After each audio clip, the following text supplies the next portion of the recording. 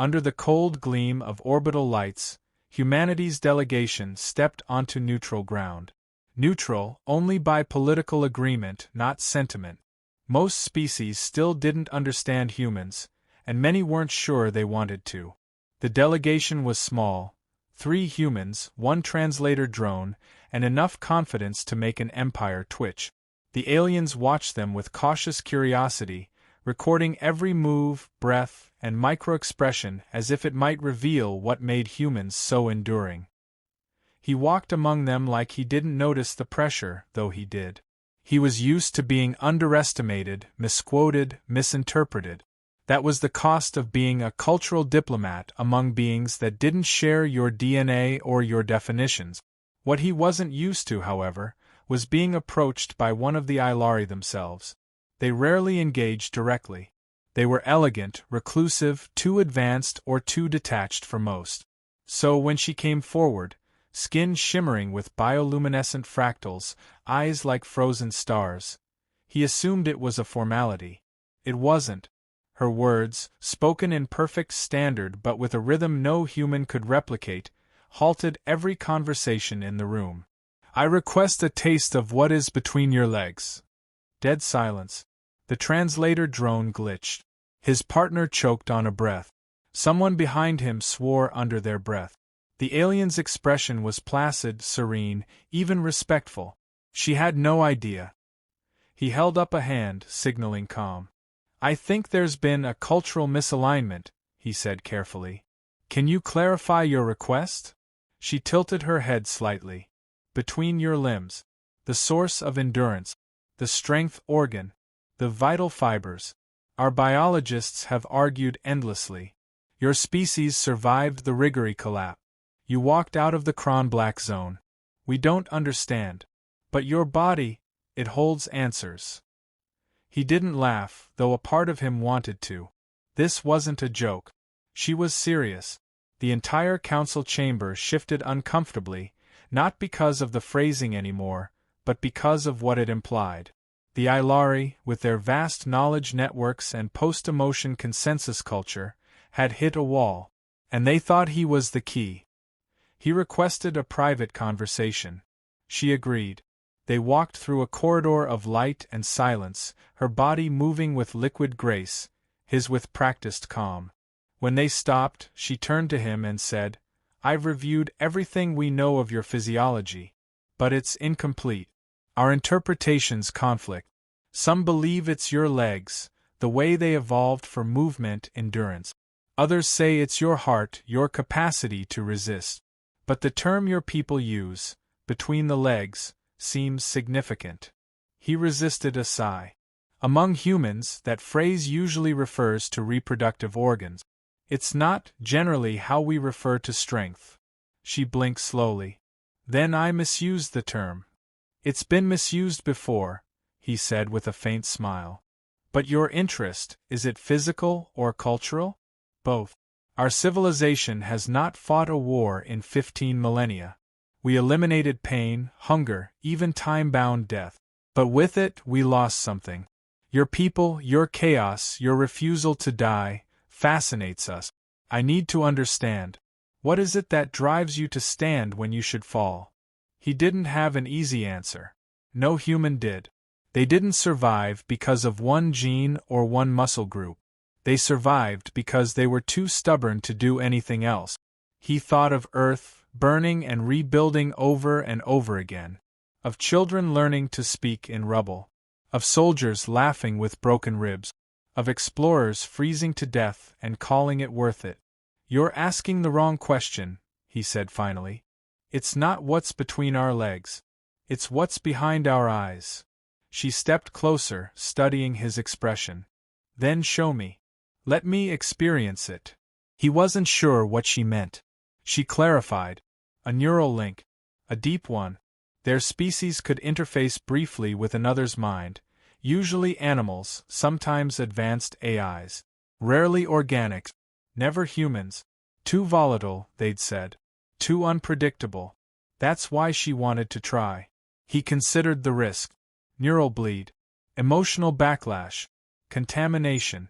And the political nightmare if anything went wrong. But she wasn't asking as a scientist. She was asking as someone desperate for a cure. He agreed.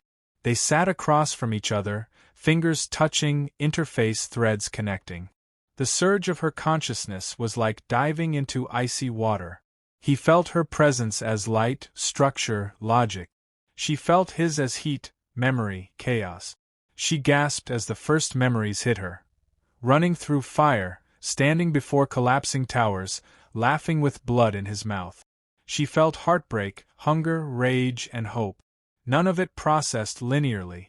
It came in waves, overwhelming her ordered mind. She tried to categorize it, but it resisted. It was raw experience, the unfiltered core of a human soul. He watched her change in real time. Her glow shifted. Her eyes widened. She clutched her chest, not from pain, but from recognition. Her people had removed suffering, yes, but also passion. They'd forgotten how to fight because they'd forgotten how to want. She broke the link suddenly, gasping. You live every moment like it's your last. Sometimes it is, he said. She looked at him with awe, not scientific curiosity anymore. Reverence. You burn, she whispered. Every part of you burns. And yet you smile. That's what makes us human. She nodded slowly, then looked down. Your strength? It's not physical. It's the refusal to surrender. He gave her a moment. When she looked back up, her voice was quieter. We thought you were animals, primitive. But now I wonder if we are the ones who decayed. Comfort makes you weak, he said. Pain teaches you how far you can go. She stood. Her posture had changed. Less fluid. More grounded. Her gaze steadier. I must return. They won't believe me until they feel it. You think your people are ready? No, she admitted. But I am. He walked her back to the diplomatic chamber.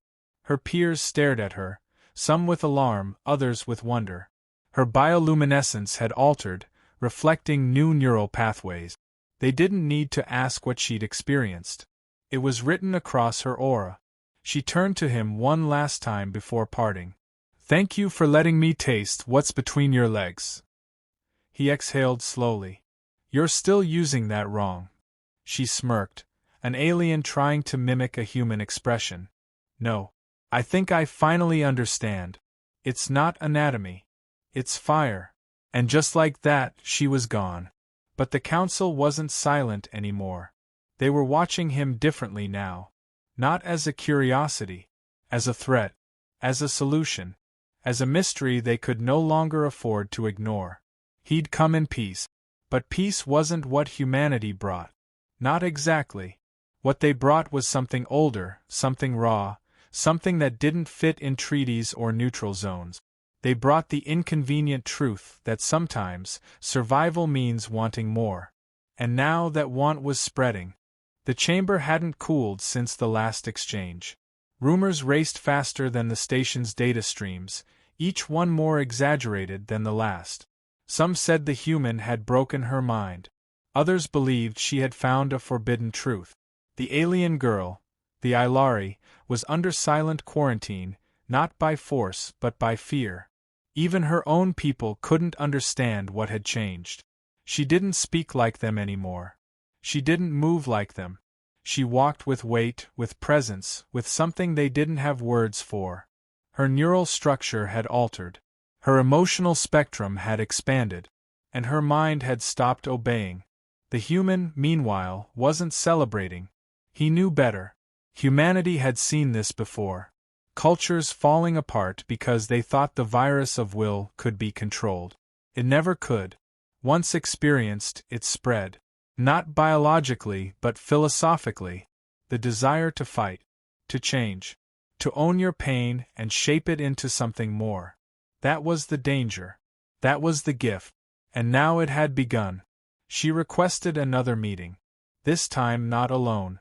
She brought witnesses, observers, scientists, skeptics. They sat in a semicircle, their bodies glowing softly in synchronized contempt. They expected a show. They expected her to break down and recant. Instead, she stood straight and delivered a single sentence that shattered protocol. I am no longer complete without the burn. The silence that followed wasn't confusion, it was panic. They understood what she meant, but not how. She spoke with certainty, with desire. Two concepts their society had removed generations ago. She had tasted the human condition and called it salvation. Her people saw it as infection. The human was summoned again, this time as a variable, not a guest. They asked for clarification. He gave none.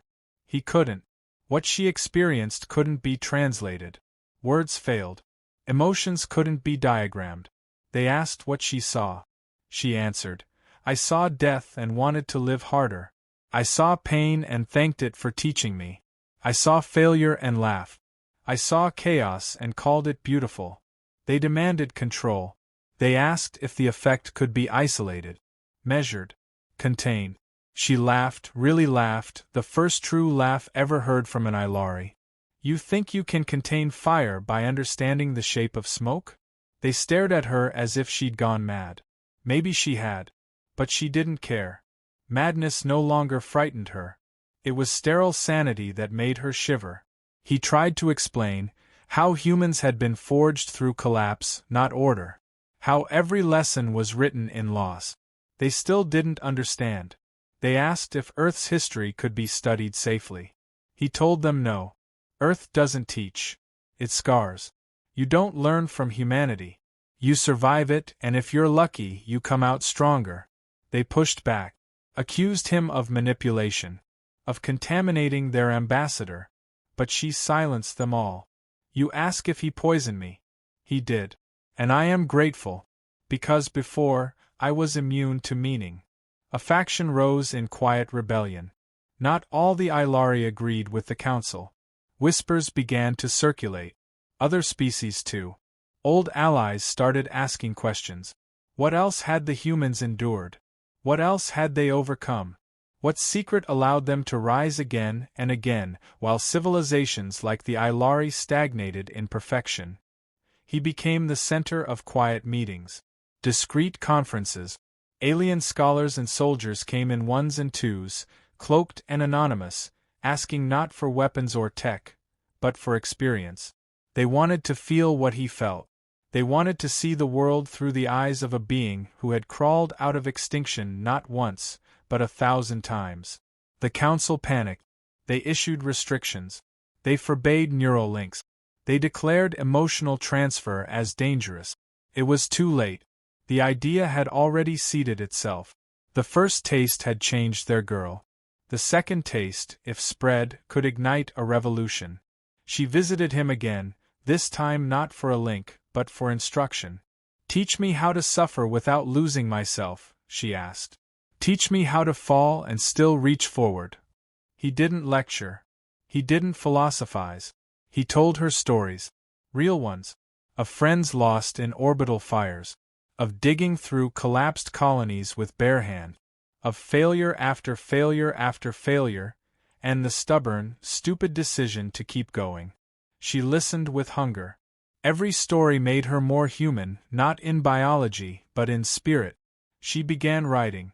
Not logic chains or data syntheses, but memories, dreams, fears. Things her kind had forgotten how to name. And with every word, her glow dimmed, but her presence grew. She stopped reflecting light and started casting shadows. The others feared her now, not for what she had become, but for what she represented. She challenged the council. Publicly. Accused them of choosing stagnation over suffering. Called them cowards for removing struggle and labeling it wisdom. You neutered us, she said. You removed the ache from living and wondered why nothing grows. Her speech rippled through the station. Across subspace. Translated, transmitted, spread like wildfire. Not everyone understood, but everyone felt it. Even the emotionless couldn't ignore the shift. Something had awakened, and it refused to be silent. The human was offered safe extraction. They knew danger was coming.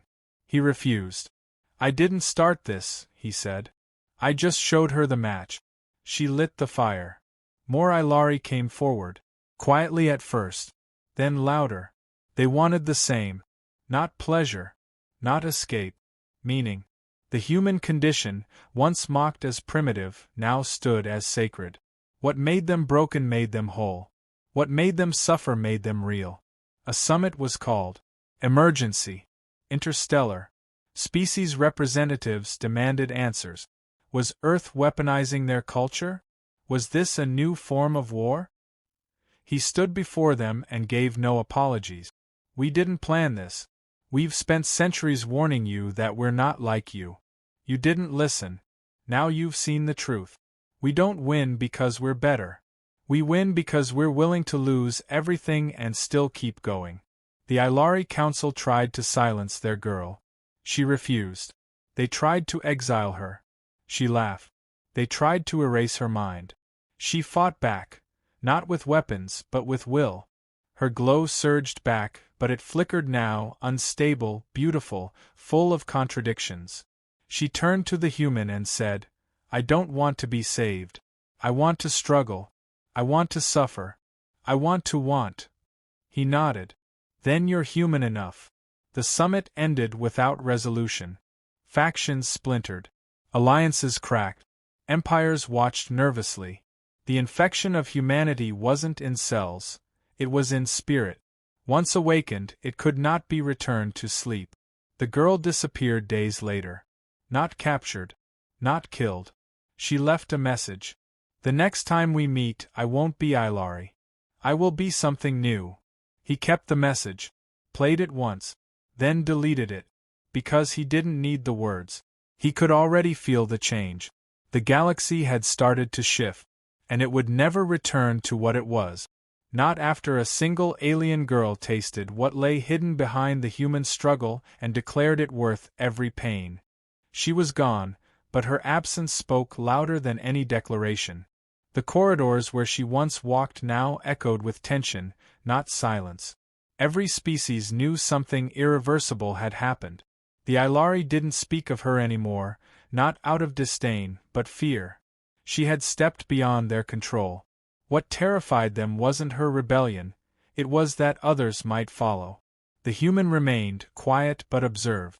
Not just by those who had once dismissed him, but by new eyes, young species, splintered colonies, old warriors who saw something ancient in him they hadn't felt in decades. They weren't asking for treaties now. They were asking for guidance. Not about weapons or politics but about fire. The inner kind. The galaxy wasn't built for change. It had calcified into order, routine, and efficiency. Humanity had always been the noise in that equation, the wild card too feral to model. But now, what was once an anomaly had become a movement. Messages began to arrive. From distant systems. From those who had made contact with her. She was no longer hiding. She was teaching. Not converting. Not conquering. Just showing others how to burn. A world that hadn't had war in centuries was now practicing civil disobedience. A culture that had deleted grief was now learning to mourn. Not because they were told, but because they were shown. The first real sign came when a young alien, from a pacified moon world, requested to be taken to Earth. Not for diplomacy. For immersion. He wanted to feel rain on his face. Wanted to be scared. Wanted to fail. And humans, for all their unpredictability, didn't hesitate. They welcomed him, as they always did. Not with comfort, but with challenge. Others followed. Quiet at first. Then openly. A flood of sentience seeking not salvation, but struggle. The human condition had become a crucible. Painful, raw, transformative. It wasn't being sold. It wasn't being exported. It was simply existing, and that was enough. The Ilari government tried to reassert control. They created synthetic emotions to replicate the effect. It failed. They built empathy chambers, algorithmic growth trials. None of it worked. What she had taken wasn't data. It was experience. It couldn't be manufactured or sanitized. It had to be lived. She sent one final broadcast, open band, encrypted only to delay its reception by a few days. Long enough to make sure no one could stop it. Her face had changed. Her glow was erratic, her voice less measured, but more alive. She spoke slowly, deliberately. To those afraid of what I've become, be more afraid of staying the same. You removed our struggle because you feared pain. But without pain, there is no choice. Without choice, there is no meaning. I found meaning in the things you told me to erase. And I am not broken. I am reborn. She didn't mention the human. She didn't need to. Everyone already knew who lit the first spark. But she did say one thing that shook the High Councils more than any weapon ever could. If what I've become is a virus, then let it spread. They declared her rogue. Declared her species divergent. But others called her something else. The first of the second flame. The human was asked to leave the station. Politely. Firmly. They cited security, but he knew better. They were scared. Not of him, but of what he reminded them of. Before he left, he looked at the chamber where the council had once debated.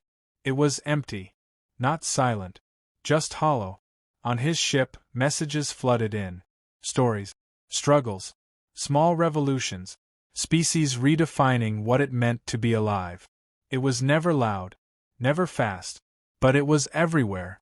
The galaxy, long thought to be stable and final, was unraveling, but not into chaos. Into life. She had gone deep into uncharted sectors, where old colonies failed and forgotten machines still hummed. There, she built nothing. She offered nothing. She simply allowed others to come, to learn through hardship, to be human in spirit if not in form. The movement had no name, no flag. Just moments. Small ones. A child on a low-gravity world scraping a knee and laughing instead of crying. A diplomat admitting failure. A machine choosing a name. A soldier laying down their arms without being told. The humans didn't lead. They didn't want to. That was the point. What they gave was not instruction, it was example. Pain as teacher. Chaos as catalyst. Imperfection as fuel. The alien girl had been the first to see it not as flaw, but as fire. And now that fire was lighting worlds, not everyone accepted it. There were those who called it a disease, who built walls and filters and firewalls to keep it out. But it always found a way. Not through aggression, but through resonance. Because even the coldest mind, the most sterile heart, remembered somewhere deep inside what it meant to want more. Earth, once dismissed as a dangerous backwater, became something different. A destination, yes. But more than that, a myth. The place where weakness became strength. Where loss became art. Where suffering didn't break you, it made you. He visited her one last time. Found her under a broken sky on a forgotten moon, teaching 3 different species how to plant food in toxic soil. She looked older, not in body, but in weight. In presence. She didn't bow. He didn't speak. There was no need. She handed him a stone. It had words carved into it in her old language, and below them, the same phrase in English. He read it, then nodded.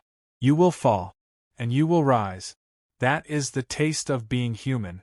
He didn't stay. He didn't need to. His job was never to lead a movement. Only to survive long enough to pass the match. The flame would burn without him. Because once the galaxy had tasted what was between the human's legs, not the flesh, not the muscle, but the struggle, the will, the unbearable fire of defiance, it could never go back. And deep in the heart of empires, behind sealed council doors, the question was whispered in fear and fascination. What if this is what we've been missing all along?